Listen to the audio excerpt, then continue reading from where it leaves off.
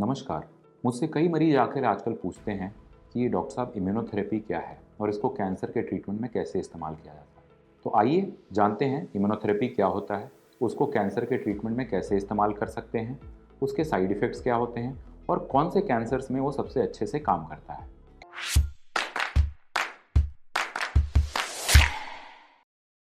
नमस्कार, मेरा नाम डॉक्टर अभिषेक राज है और मैं कंसल्टेंट मेडिकल ऑन्कोलॉजिस्ट हूँ। कैंसर ट्रीटमेंट में सर्जरी, रेडियोथेरेपी और कीमोथेरेपी का ट्रेडिशनली यूज़ होता है। इम्यूनोथेरेपी एक नई तरह की दवाई है जिसको कि कैंसर के ट्रीटमेंट में इस्तेमाल किया जा सकता है। अब जैसे कीमोथेरेपी है, कीमोथेरेपी एक ऐसी दवाई होती है जो शरीर के अंदर जाती है, जो तेज़ी से मल्टीप्लाई होने वाले सेल्स होते हैं उसको मारती है। सो कीमोथेरेपी कैन नॉट डिफरेंशिएट कि वो कैंसर सेल है या नॉर्मल सेल है। तो जहाँ पे भी शरीर में जो भी सेल तेज़ी से मल्टीप्लाई हो रहा होगा उसको वो मारेगी। अब कैंसर जब भी हमारे शरीर में होता है तो हमारे जो अपने इम्यून सेल्स हैं, जो हमारी अपनी इम्यूनिटी है, वो उन कैंसर सेल्स को पहचानती है और उसको मारने की कोशिश करती है। बट कैंसर के सेल्स जो होते हैं वो चालाक होते हैं।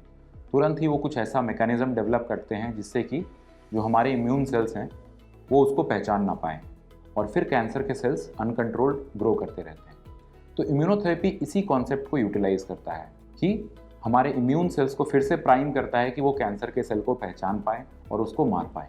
तो अब तक हमने जाना कि इम्यूनोथेरेपी कैसे काम करती है। अब हम जानेंगे कि किन किन कैंसर्स में इम्यूनोथेरेपी का रोल है। आज की डेट में बहुत सारे कैंसर्स में इम्यूनोथेरेपी का रोल आ गया है। सबसे पहले इम्यूनोथेरेपी का रोल देखा गया था एक स्किन कैंसर में जिसको कि हम मेलानोमा कहते हैं। स्टेज 4 मेलानोमा एक डेडली कैंसर था जो कि इनक्यूरेबल था, बट इम्यूनोथेरेपी के आने की वजह से कई मरीज इसमें स्टेज 4 में भी काफ़ी अच्छा कर रहे हैं। उसके बाद लंग कैंसर, किडनी कैंसर, कुछ पेट के कैंसर्स या आंत के कैंसर्स, उसमें भी इम्यूनोथेरेपी का बहुत अच्छा रोल है। अब इम्यूनोथेरेपी हर कैंसर में काम नहीं करती है। हमारे पास कुछ आधुनिक मॉलिक्यूलर टेस्ट हैं जो कि हम उन टेस्ट को करके देखते हैं ट्यूमर टिश्यू पे या ब्लड पे, और उससे हम जानते हैं कि इसमें इम्यूनोथेरेपी के काम करने की संभावना ज़्यादा है।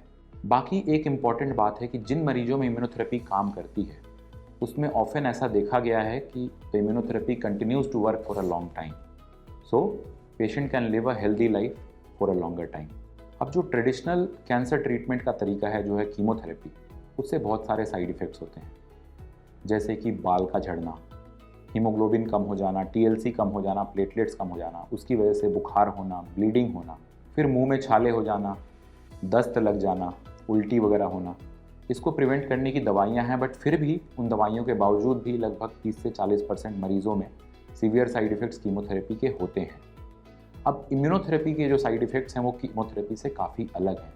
इम्यूनोथेरेपी से जो सीवियर साइड इफ़ेक्ट्स हैं सिर्फ 4 से 5% मरीजों को होता है और उससे ट्रेडिशनली बाल नहीं जाते। हीमोग्लोबिन, टीएलसी जो कि ज़्यादा जानलेवा साइड इफ़ेक्ट्स हैं, वो सब होने की संभावना काफ़ी कम होती है। इम्यूनोथेरेपी से जो साइड इफ़ेक्ट्स होते हैं उसका वजह होता है कि आपके अपने इम्यून सेल्स थोड़े हाइपर एक्टिव हो जाते हैं जो कि अपने नॉर्मल सेल्स पे थोड़े अटैक करने लगते हैं। बट ऐसी संभावना सिर्फ 3 से 5% मरीजों में है जिसको भी दवाइयों से रोका जा सकता है, रोकथाम किया जा सकता है। कई मरीज आकर ये जानना चाहते हैं कि डॉक्टर साहब ये इम्यूनोथेरेपी का इलाज कब तक चलेगा और इसका क्या कॉस्ट पड़ता है। कंसिडरिंग कि इम्यूनोथेरेपी एक नई दवाई है और अभी भी ज़्यादातर इम्यूनोथेरेपी ड्रग्स के पेटेंट्स एक्सपायर नहीं हुए हैं, तो often it is a costly treatment. But with time जैसे कि उनका पेटेंट एक्सपायर होता है और नए बायोसिमिलर ड्रग्स आ जाते हैं हमारे पास, तो इम्यूनोथेरेपी भी काफ़ी अफोर्डेबल हो जाएगा इन कमिंग टाइम।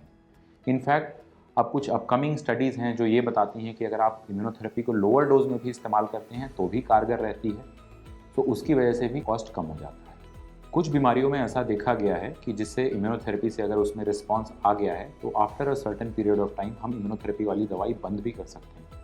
तो स्टेज 4 कैंसर के ट्रीटमेंट में अगर आपकी दवाई बंद हो जाए तो इससे बड़ी चीज़ क्या है।